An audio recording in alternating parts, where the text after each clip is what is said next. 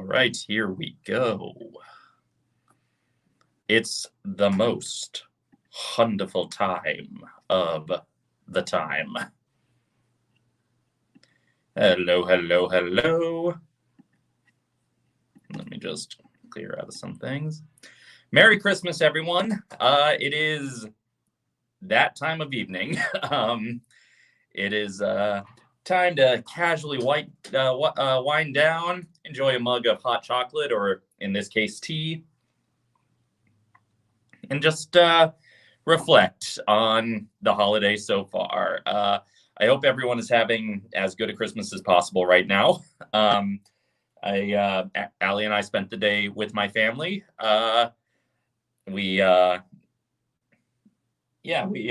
spent the day with my parents and my siblings. Got some really fun gifts from all of them. Nick got me the unofficial Disney Parks cookbook.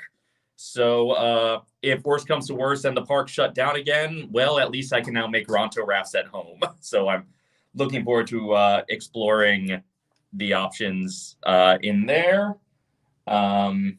Lizzie got me a couple of things.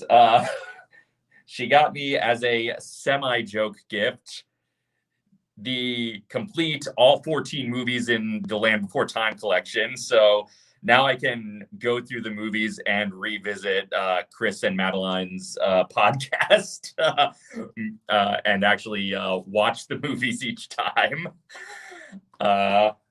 And Lizzie also got me a book I've been meaning to read for a long time about the history of improv. So I'm looking forward to that.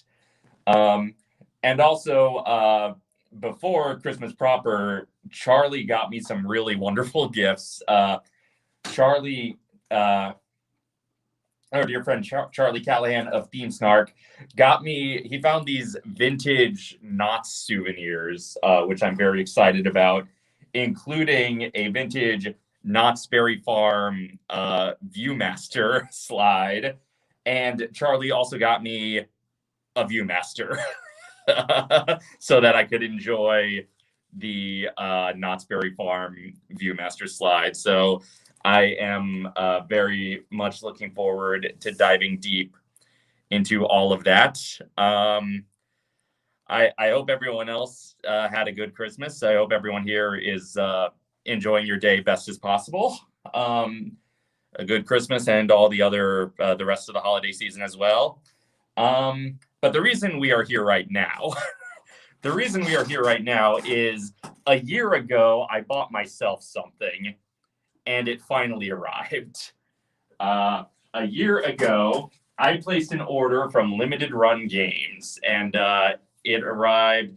I had it sent. I would very much like the Uncut Gems Viewmaster. I would very much enjoy that. Yes, so Limited Run Games, as their name implies, does limited runs of classic video and computer games. And they were doing pre-orders a year ago for something I was very excited about. And they finally manufactured and shipped them all. And we were at our old apartment when I ordered this, so I had a feeling it wouldn't be done by the time we moved out, and we didn't have our new address yet. So I had them send it to my parents' place. So I picked it up at my parents' house today, and I'm very excited to finally be opening this up. I ordered this in January, and it was very expensive. And the main reason, not quite strong bad, but overlapping pieces of my fandom. So the main reason I'm doing this unboxing is because the only way I could justify the price of this to myself is if I turned it into content. So I knew when I ordered this that I would do an unboxing stream. I'm just going to hold this towards me in case there's anything else with my parents' address on it in this box. Okay, what do we got here? A Limited Run Games magazine. or catalog, just look at some of the things available from limited run games. But yes, what I have ordered is the anniversary edition of the complete Monkey Island series. Monkey Island Anthology, complete with this little Guybrush Threepwood card. That's a good question. I do not know. I guess it folds out like a poster. It's telling me, okay, it's the November-December 2021 issue, apparently. So, all right. And here we have it from Lucasfilm and Limited Run Games. Monkey Island Anthology. Look at this. I am so excited about this. I love the Monkey Island series. I've actually, aside from Tales of Monkey Island, the Telltale series, I've never owned them on physical media. I played them mostly as bootlegs originally because they were mostly out of print by the time I got into them. But Charlie, thank you so much for the gifts you gave me. These are so wonderful.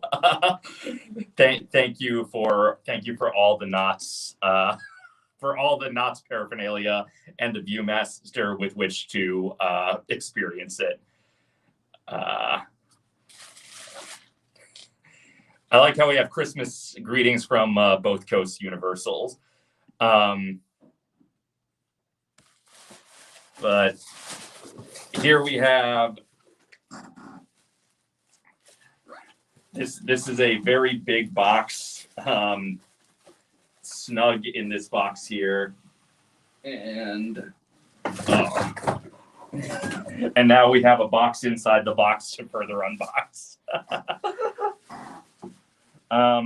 But yeah, before this, all of my copies of Monkey Island were downloaded. So I've never had them on physical media. So look at this beautiful box of piratey artwork. Look at how shiny and you can really see just from the artwork alone. You can see the influence that the original Pirates of the Caribbean ride had over the art style of these games. This is gorgeous. I don't know if I have space in the apartment to really store this, but I do not care.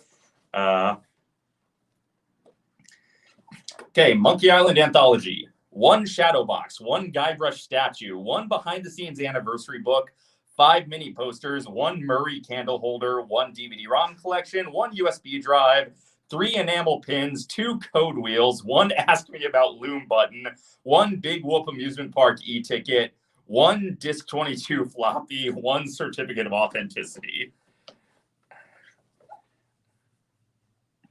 It does, yeah. It has the Telltale season in here.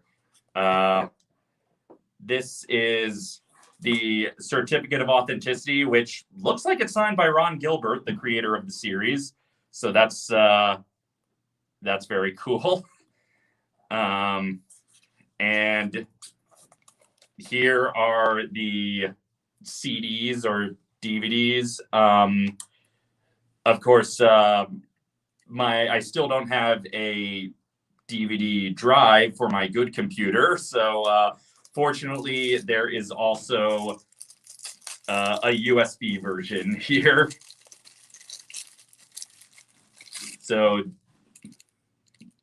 on this classic Lucasfilm print here, and yeah, so this is all the games on this flash drive here, and but also on CD just for classic posterity. Disc 1 has the first two games, Secret of Monkey Island and LeChuck's Revenge. Disc 2 has Curse and Escape, and Disc 3 and 4 has the Telltale games. Those take up every other disc can fit 2 games on it, but this the last game requires 2 discs. And this is, I presume, a fake. Well, it looks like a real floppy disk, but I do not know what's actually on it. Although I can find an old computer somewhere that still has a floppy drive that I can that I can see if there's any actual data on it. I believe disc 22. I believe that's a gag from the game about it. It's like a missing disc that doesn't exist. There's a bit that's like insert disc 22, and of course it comes with a theme park joke, the e-ticket for the amusement park at the end of Monkey Island 2. These coupons are not subject to refund and may be used only for admission as indicated. Listed attractions are subject to price change and availability without notice.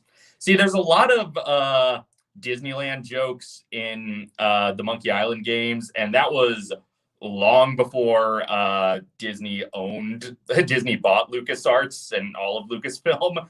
So they had no idea that someday it would be possible, however unlikely, for a real Monkey Island attraction to be at a Disney park. Okay. Here we got posters for each of the games. We got Secret of Monkey Island, and there's a Booty Island map on the back. These are great. And of course, Monkey Island 2, LeChuck's Revenge, with Fat Island on the back here. Yeah, this was like $200-$300 or something. Again, the only way I could justify buying this, I had to get it because it was a limited run thing. Because once it's gone forever. Like it's no longer available even as we speak. But the only way I could justify it is if I turn it into something I could write off. And now we get to the cartoony Curse of Monkey Island 3. And we got the Scab Island map on the back. These posters and maps are beautiful, beautiful. Then the Escape from Monkey Island cover art poster on the one side, and the Phantom Menace Monkey Island poster on the back. And of course, the Telltale entry in the series Tales of Monkey Island. And and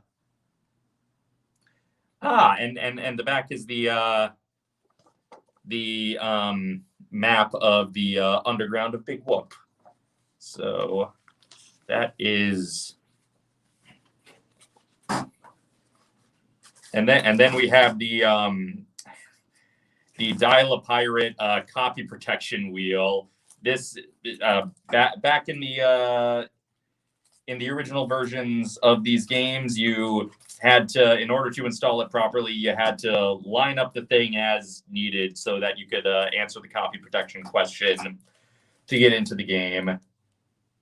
And it looks like this is just like originally as printed. Like it says copyright 1990 LucasArts. So I'm guessing this is just reprinted from the way they originally looked. And yeah, copyright 1991 on the other side.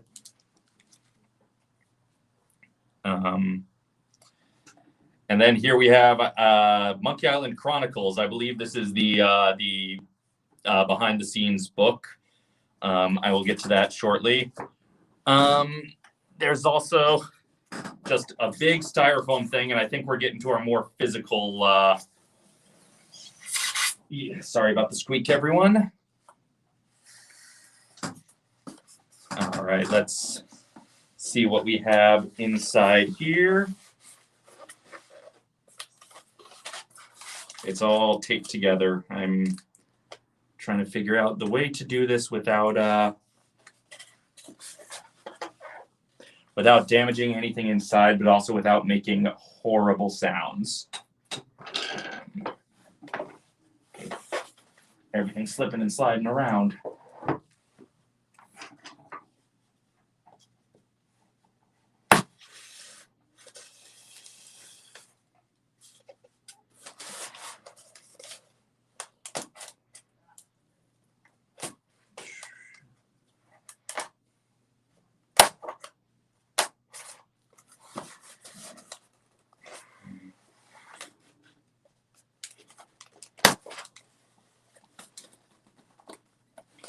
I was using the box cutter on tape. Yeah, I know. I want to minimize the unpleasantness as best I can with this bad styrofoam.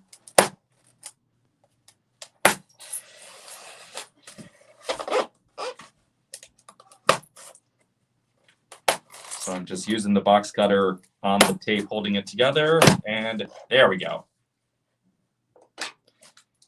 Okay, what do we got here?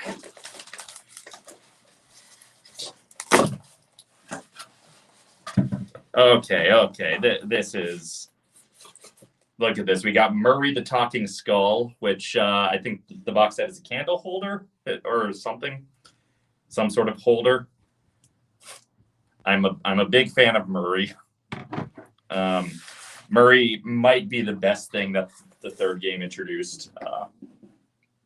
Let's see. Yeah, Murray candle holder. So we can put a little candle in our favorite talking skull. We got these enamel pins, which technically count as Disney pins. Let's see. The Curse of Monkey Island enamel pin set. I've sailed the seas from Trinidad to Tortuga, and I've never seen anything like it. The engagement ring, pin on the back, has a terrible pirate curse on it. So it's just explaining the plot of Curse of Monkey Island.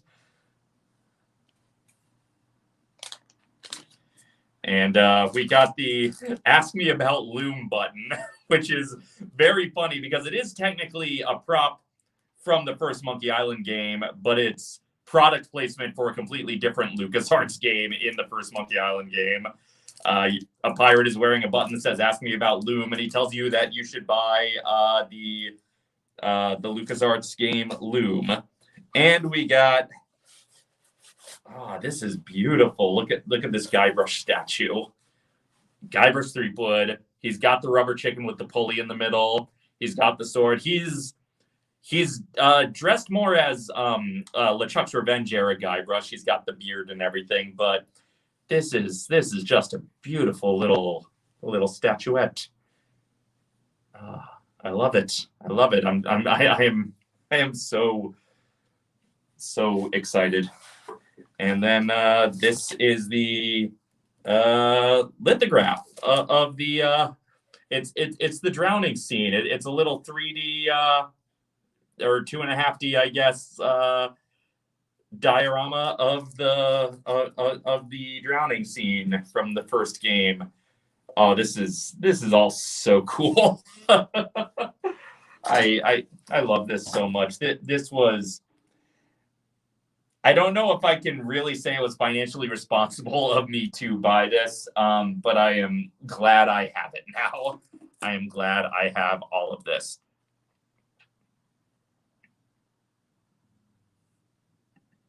I remember hearing about that, yeah, when they did, in 2009, when they did the special editions of the first Monkey Island game, and then a little later special edition, which I think these include the special editions on them, but they were going to update it with more current LucasArts product placement, but they ultimately decided, no, people want to play the game exactly as they played it before, just with different graphics and sound.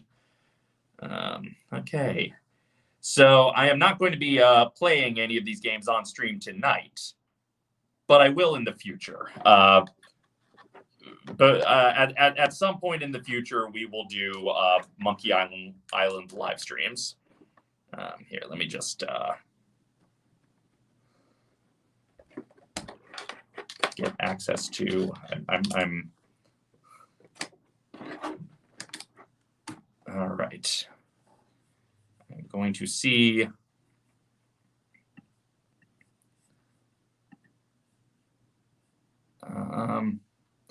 Okay, so of course these are all okay. So I'm just looking at the folder structure here, and it looks like they have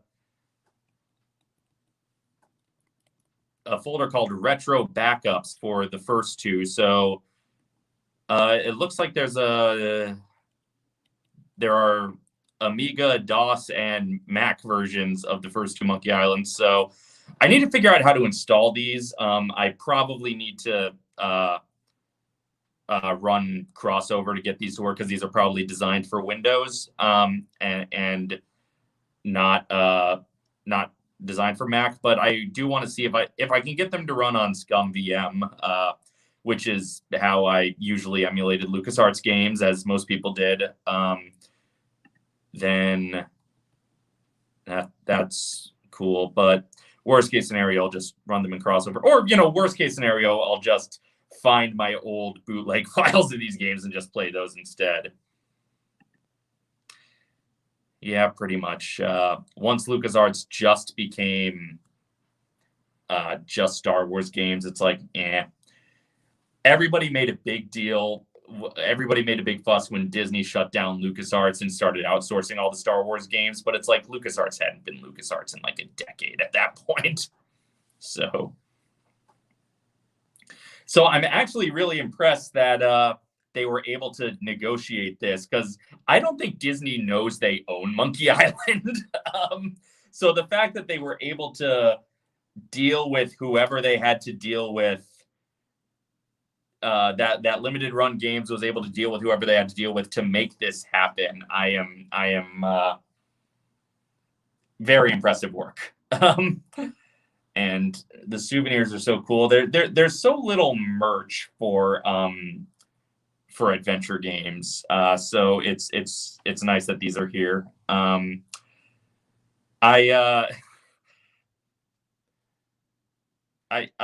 happened to be in LA in 2009 when they announced that that they were bringing back Monkey Island, and at one point, I hope so too. And I know Ron consulted on Tales from Monkey Island, so at least within the past 13 years, he was able to he was at least able to influence the series again. But I know he was also working full time at a different studio at the time, so so I don't know how much of Tales was him and how much was just they like ran things by him and he's like, yeah, that doesn't sound terrible. And yeah, so they just already knew the people to talk to at Disney and Lucasfilm, I guess. And the people to talk to at Telltale, or whatever was left, whatever remains of Telltale there are, to get this all in one package.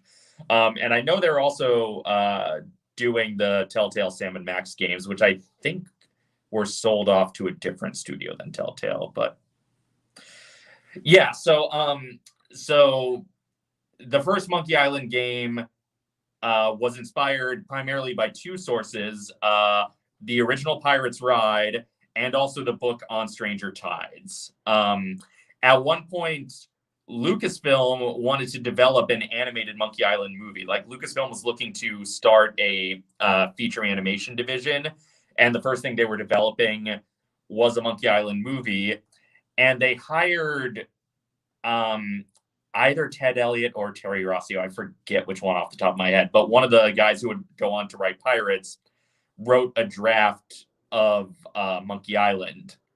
But then that project was abandoned. And then when he was brought on to Pirates, like, I don't think there's ever been explicit confirmation that he reused any elements of his Monkey Island draft.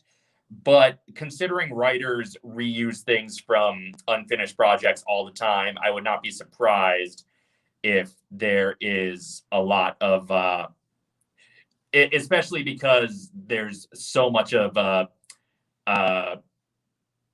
so much of the same DNA in both the Pirates Ride and the Monkey Island games.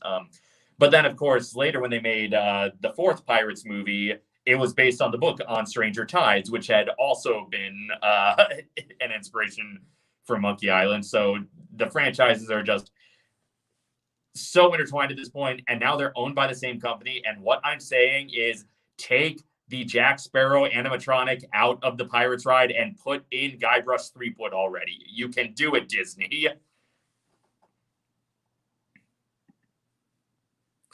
I have not done one yet, but it is on my list of Armchair Imagineerings to do in the future. I did Armchair Imagineerings on console games, but I haven't theme park attractions based on, Nintendo, Sega, Atari games. But I have yet to do any Armchair Imagineerings on attractions based on adventure games. And I have, down the pipeline, I'm not sure when I'll get to them because I have 50 loose notes for future Armchair Imagineerings. But I am going to probably someday do one on a Monkey Island park and do one on a King's Quest park because those are my go-to adventure game franchises. There's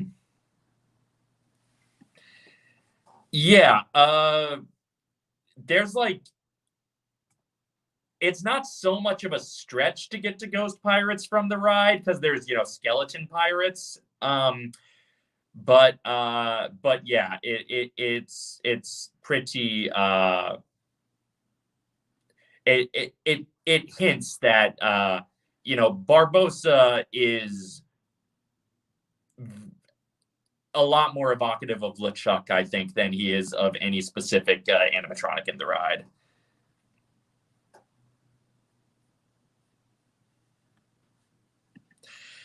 It's definitely something. Yeah, a Monkey Island park is something I've talked about pitching, but I haven't actually laid out my pitch for it yet.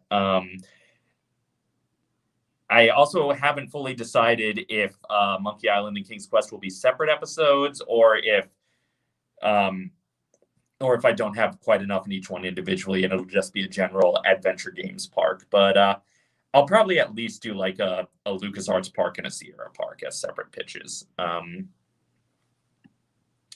But we'll see. But in the meantime, I am, this is my best friend Guybrush. I hope everyone is having a good Christmas, and I'm happy to give you a distraction right now if you're not. Here's the thing. Here's my take. I know there were a lot of people who were really, really upset when Ron Gilbert left LucasArts, and a lot of people thought that the ending of Monkey Island 2 was really building to something, and it was going to be building to something serious and mysterious. And they did not like how Monkey Island 3 handled that. I don't think it was going to be building to anything. If I know, from what I know of Ron Gilbert and Dave Grossman and Tim Schafer, I suspect that ending was just a joke. I think they said as much, in the commentary for the 2 special edition. They basically said the idea was just as a joke, let's pile twist upon twist upon twist.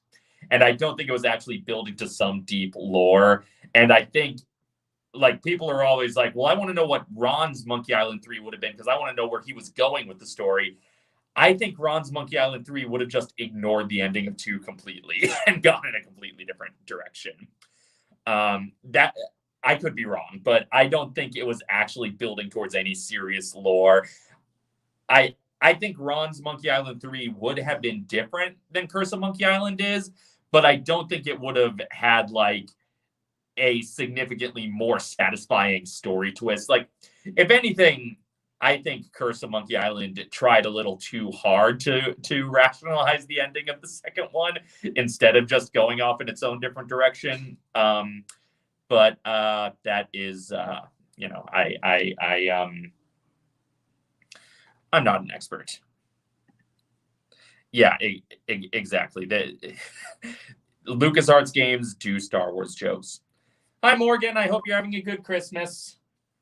I was just opening. I got the Monkey Island Anthology and from Limited Run Games, and it finally came to me. And it's got a cool Guybrush statue, and it's very cool. And it's got a cool Murray the Skull candle holder. And I spent way too much money on this, and I'm so happy I did.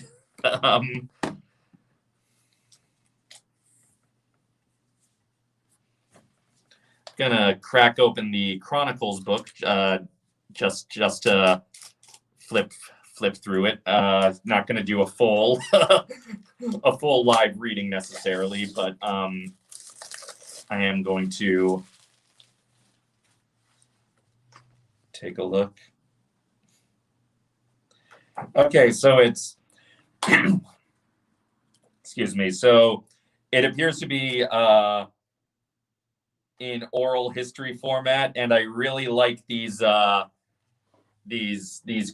they have for all the developers. These old PC style graphics. I'm so excited to dive deep into this.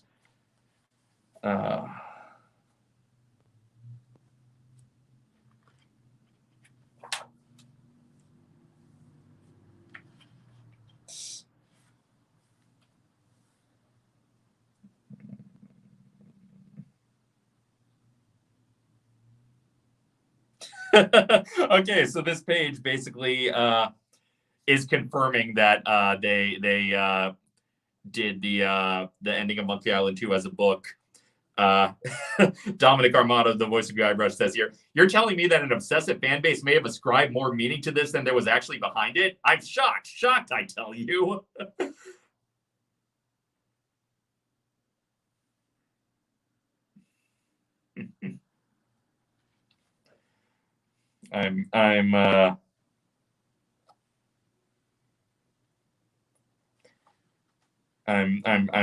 I'm very excited to dive deep into this.